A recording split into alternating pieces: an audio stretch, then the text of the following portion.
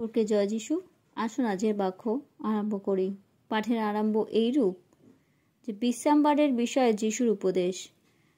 সেই সময় যিশু বিশ্রামবারে শস্যক্ষেত্র দিয়া গমন করিলেন, আর তাহার শিষ্যেরা ক্ষুধিত হওয়াতে শীষ ছিঁড়িয়া ছিঁড়িয়া খাইতে লাগিলেন।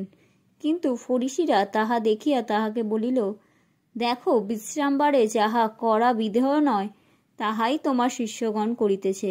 কিন্তু তাহাদিওকে কহিলেন, দাউদ ও তাহার সঙ্গীরা ক্ষুধিত হইলে তিনি যাহা করিয়াছিলেন, তাহা কি তোমরা পাঠ করো নাই? তিনি তো ঈশ্বরের গৃহে প্রবেশ করিলেন এবং তাহারা দর্শন রুটি ভোজন করিলেন, যাহা তাহার ও তাহার সঙ্গীদের ভোজন করা বিধেয় ছিল না, কেবল যাজকবর্গেরই বিধেয় ছিল। আর তোমরা কি ব্যবস্থায় পাঠ করো নাই যে বিশ্রামবারে যাজকেরা ধর্মধামে বিশ্রামবার লঙ্ঘন করিলেও নির্দোষ থাকে? কিন্তু আমি তোমাদিগকে বলিতেছি, এই স্থানে ধর্মধাম হইতে মহান এক ব্যক্তি আছেন। কিন্তু আমি দয়াই চাই, বলিদান নয়। এই কথার অর্থ কি, তাহা যদি তোমরা জানিতে, তবে নির্দোষদিগকে দোষী করিতে না। কেননা মনুষ্যপুত্র বিশ্রামবরের কর্তা। পরে তিনি তথা হইতে চলিয়া গিয়া তাহাদের সমাজগৃহে প্রবেশ করিলেন। আর দেখো, একটি লোক তাহার একখানি হাত শুকাইয়া গিয়াছিল। তখন তাহারা তাহাকে জিজ্ঞাসা করিল, বিশ্রামবারে কি সুস্থ করা বিধেয়? তাহার ওপরে দোষারোপ করিবার নিমিত্ত ইহা বলিল। তিনি তাহাদিগকে কহিলেন, তোমাদের মধ্যে এমন এক ব্যক্তি কে যে একটি মেষ রাখে, আর সেটি যদি বিশ্রামবরে গর্তে পড়িয়া যায়, সে কি তাহা ধরিয়া তুলিবে না? তবে মেষ হইতে মনুষ্য আরও কত শ্রেষ্ঠ! অতএব বিশ্রামবারে সৎকর্ম করা বিধেয়। তখন তিনি সেই লোকটিকে কহিলেন, তোমার হাত বাড়াইয়া দেও। তাহাতে সে বাড়াইয়া দিল, আর তাহা অন্যটির ন্যায় পুনরায় সুস্থ হইল। পরে ফরিসীরা বাহিরে গিয়া তাহার বিরুদ্ধে মন্ত্রণা করিতে লাগিল, কি প্রকারে তাহাকে বিনষ্ট করিতে পারে। যিশু তাহা জানিয়া তথা হইতে চলিয়া গেলেন।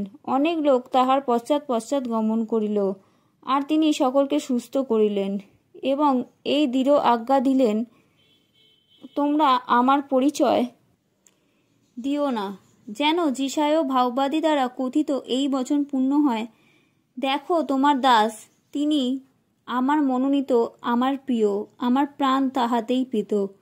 আমি তাহার ওপরে আপন আত্মাকে স্থাপন করিব, আর তিনি জাতিগণের কাছে ন্যায় প্রচার বিচার করিবেন। তিনি কলহ করিবেন না, উচ্চ শব্দও করিবেন না, পথে কেউ তার রব শুনিতে পাইবে না। তিনি থেতলা নল ভাঙিবেন না, সুধম সলিতা নির্বাণ করিবে না, যে পর্যন্ত না ন্যায় বিচার জয়ীরূপে প্রচলিত করেন, আর তাহার নামে পরজাতিগণ প্রত্যাশা রাখিবে। যিশু একজন ভূতগ্রস্তকে সুস্থ করেন এবং লোকদিগকে উপদেশ দেন। তখন একজন ভূতগ্রস্ত তাহার নিকটে আনিত হইল। সে অন্ধ ও গোগা, আর তিনি তাহাকে সুস্থ করিলেন। তাহাতে সেই গোগা কথা কইতে ও দেখিতে লাগিল। ইহাতে সমস্ত লোক চমৎকৃত হইল ও দাউদ বলিতে লাগিল, ইনি কি সেই দাউদ সন্তান? কিন্তু ফরিসীরা তাহা শুনিয়া কহিল, এ ব্যক্তি আর কিছুতে নয়, কেবল ভূতগণের অধিপতি বেলজেবুলের দ্বারাই ভূত ছাড়ায়। তাহাদের চিন্তা জানিয়া তিনি তাহাদিগকে কহিলেন, যে কোনো রাজ্য আপনার বিপক্ষে ভিন্ন হয়, তাহা উচ্ছিন্ন হয়, এবং যে কোনো নগর কিংবা পরিবার আপনার বিপক্ষে ভিন্ন হয়, তাহা স্থির থাকিবে না। আর শয়তান যদি শয়তানকে ছাড়ায়, সে তো আপনার বিপক্ষে ভিন্ন হইল, তবে তাহার রাজ্য কি প্রকারে স্থির থাকবে? আর আমি যদি বেলজেবুলের দ্বারাই ভূত ছাড়াই, তবে তোমাদের সন্তানেরা কাহার দ্বারা ছাড়ায়? এই জন্য তাহারাই তোমাদের বিচারকর্তা হইবে। কিন্তু আমি যদি ঈশ্বরের আত্মা দ্বারা ভূত ছাড়াই, তবে সুতরাং ঈশ্বরের রাজ্য তোমাদের কাছে আসিয়া পড়িয়াছে। আর অজ্ঞে সেই বলবান ব্যক্তিকে না বাঁধিয়া কে কেমন করিয়া সেই বলবানের গৃহে প্রবেশ করিয়া তাহার ঘরের দ্রব্য লুট করিতে পারিবে? বাঁধিলে পরেই সে তাহার ঘর লুট করিবে। যে আমার সপক্ষ নয়, সে আমার বিপক্ষ, এবং যে আমার সহিত কুড়ায় না, সে ছড়াইয়া ফেলে। এই কারণ আমি তোমাদিগকে বলিতেছি, মনুষ্যদের সকল পাপ ও নিন্দার ক্ষমা হইবে, কিন্তু পবিত্র আত্মার নিন্দার ক্ষমা হইবে না। আর যে কেহ মনুষ্যপুত্রের বিরুদ্ধে কোনো কথা কহে সে ক্ষমা পাইবে, কিন্তু যে কেহ পবিত্র আত্মার বিরুদ্ধে কথা কহে সে ক্ষমা পাইবে না, ইহকালেও নয় পরকালেও নয়। হয় গাছকে ভালো বলো এবং তাহার ফলকে ভালো বলো, নয় গাছকে মন্দ বলো এবং তাহার ফলকেও মন্দ বলো, কেননা ফল দ্বারাই গাছ চেনা যায়। হে সর্পের বংশেরা, তোমরা মন্দ হইয়া কেমন করিয়া ভালো কথা কহিতে পারো? কেননা হৃদয় হইতে যাহা ছাপিয়া ওঠে মুখ তাহাই বলে। ভালো মানুষ ভালো ভাণ্ডার হইতে ভালো দ্রব্যই বাহির করে, এবং মন্দ মানুষ মন্দ ভাণ্ডার হইতে কিন্তু মন্দ দ্রব্যই বাহির করে। আর আমি তোমাদিগকে বলিতেছি, মনুষ্যেরা যত অনর্থক কথা বলে, বিচার দিনে সেই সকলের হিসাব দিতে হইবে। কারণ তোমার বাক্য দ্বারা তুমি নির্দোষ বলিয়া গণিত হইবে, আর তোমার বাক্য দ্বারাই তুমি দোষী বলিয়া গণিত হইবে। তখন কয়েকজন অধ্যাপক ও ফরিসী তাহাকে বলিল, হে গুরু, আমরা আপনার কাছে কোন চিহ্ন দেখিতে ইচ্ছা করি? তিনি উত্তর করিয়া তাহাদিগকে কহিলেন, এই কালের দুষ্ট ও ব্যভিচারী লোকে চিহ্নের অন্বেষণ করে, কিন্তু জোনা ভাববাদী চিহ্ন ছাড়াই আর কোনো চিহ্ন ইহাদিগকে দেওয়া যাইবে না। কারণ জোনা যেমন 3 দিবারাত্র বৃহৎ মৎস্যের উদরে ছিলেন, তেমনি মনুষ্যপুত্রও 3 দিবারাত্র পৃথিবীর গর্ভে থাকিবেন। নিনবীয় লোকেরা বিচারে এই কালের লোকেদের সহিত দাঁড়াইয়া ইহাদিগকে দোষী করিবে, কেননা তাহারা জোনার প্রচারে মন ফিরাইয়াছিল। আর দেখো, জোনা হইতে মহান এক ব্যক্তি এখানে আছেন।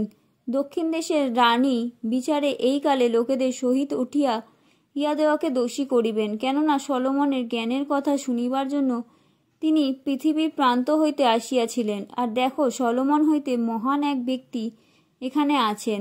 আর অশুচি আত্মা যখন মনুষ্য হইতে বাহির হইয়া যায়, তখন জলবিহীন নানা স্থান দিয়া ভ্রমণ করিত, বিশ্রামের অন্বেষণ করে, কিন্তু তাহা পায় না। তখন সে বলে, আমি যেখান হইতে বাহির হইয়া আসিয়াছি আমার সেই গৃহে ফিরিয়া যাই। পরে সে আসিয়া তাহা শূন্য ও মার্জিত ও শোভিত দেখে। তখন সে গিয়া আপনার হইতে দুষ্ট অপর 7 আত্মাকে সঙ্গে লইয়া আসে, আর তাহারা সেই স্থানে প্রবেশ করিয়া বাস করে। তাহাতে সেই মনুষ্যের প্রথম দশা হইতে শেষ দশা আরও মন্দ হয়।